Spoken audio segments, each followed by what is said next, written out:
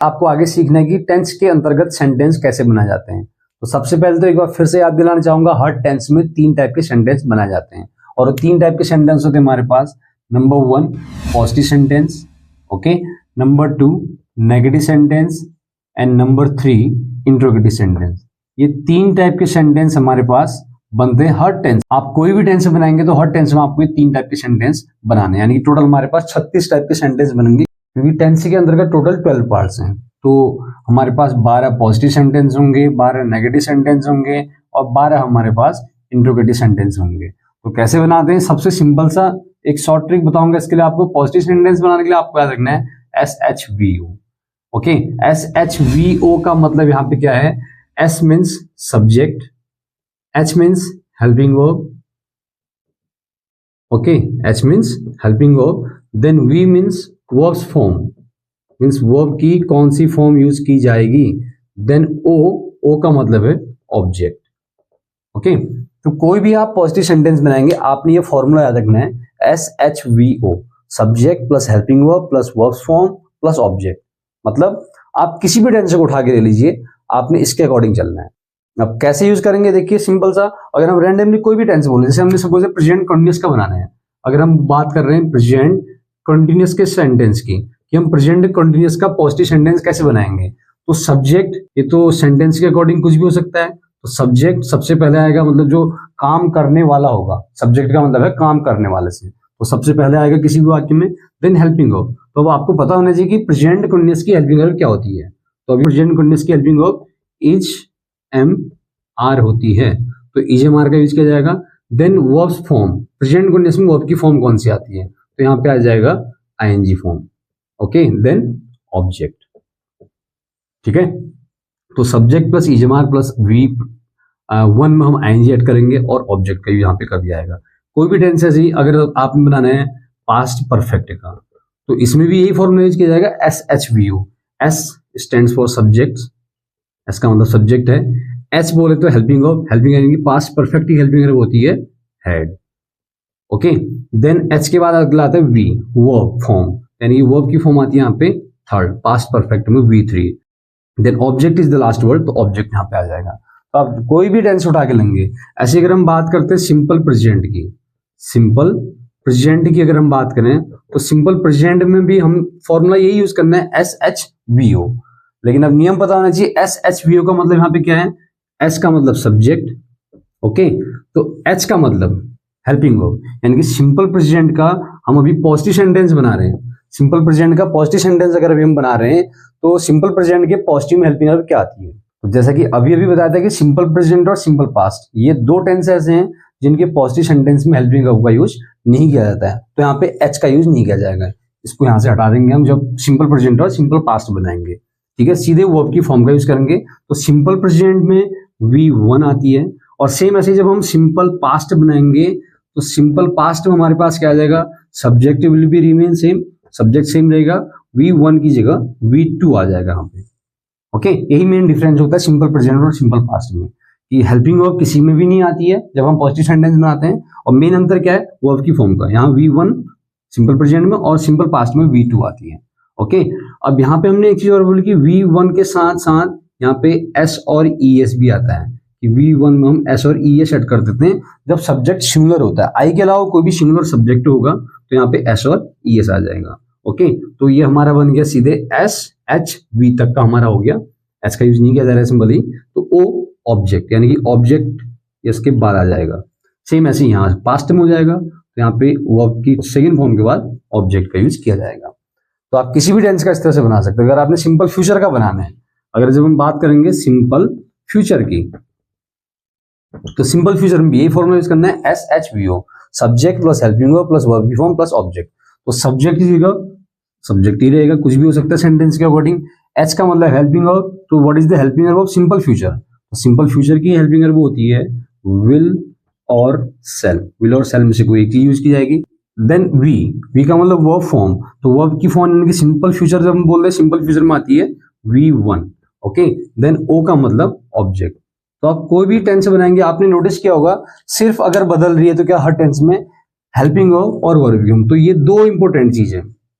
ठीक है। इंग्लिश के सेंटेंस एच और वी, अगर आप हिंदी के सेंटेंस को इंग्लिश में बदल रहे हैं तो ये दो इंपॉर्टेंट चीजें आपको यहाँ पे पता होनी चाहिए इंग्लिश में यूज करने के लिए, कि इंग्लिश में आप क्या यूज करेंगे। बढ़ते आगे, अब बात करेंगे नेगेटिव सेंटेंस की, हमने नेगेटिव सेंटेंस कैसे बनाना है। ठीक है, ऐसे 12 टाइप के नेगेटिव सेंटेंस भी बनाएंगे। तो जब हम नेगेटिव सेंटेंस बनाते ज्यादा कुछ नहीं करना है, जो भी हमारे पास पॉजिटिव सेंटेंस था हमने इसी को नेगेटिव में बदल देना है। अब पॉजिटिव सेंटेंस को नेगेटिव में बदलने के लिए हम सिर्फ एक वर्ड ऐड करते हैं और वो वर्ड है नॉट। अब ये नॉट कहाँ पे यूज किया जाएगा, आपने इसका यूज सही तरीके से करना है एच के बाद, यानी कि हेल्पिंग वर्ब के बाद यहाँ पे नॉट आ जाएगा। तो ये बन जाएगा हमारा सीधे सीधे शॉर्ट में अगर हम बोले SHNVO।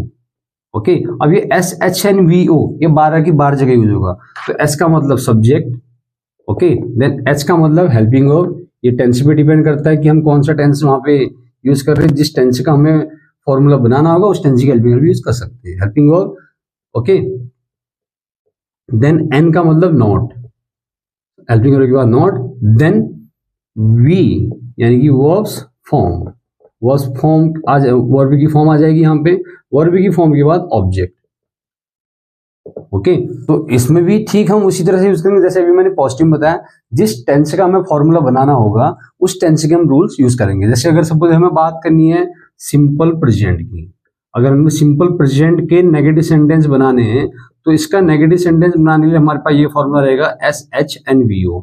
S का मतलब सब्जेक्ट रहेगा, H का मतलब हेल्पिंग, यानी कि what is the helping verb of simple present. तो the helping verb of simple present is do और डज इन नेगेटिव और इंट्रोगेटिव सेंटेंसेस।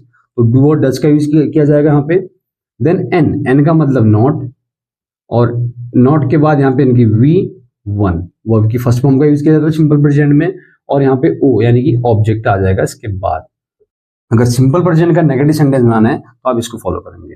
ठीक है, ऐसे जब अगर हम बात करेंगे सिंपल पास्ट की, तो अगर हमने सिंपल पास्ट का बनाना है तो इसमें भी हम SHNVO इसी का यूज करेंगे। तो इसके लिए फॉर्मूला सेम वही चीज, S का मतलब सब्जेक्ट, ओके, देन H का मतलब हेल्पिंग वर्ब। तो helping verb of simple past, तो इसकी हेल्पिंग वर्ब होती है डिड।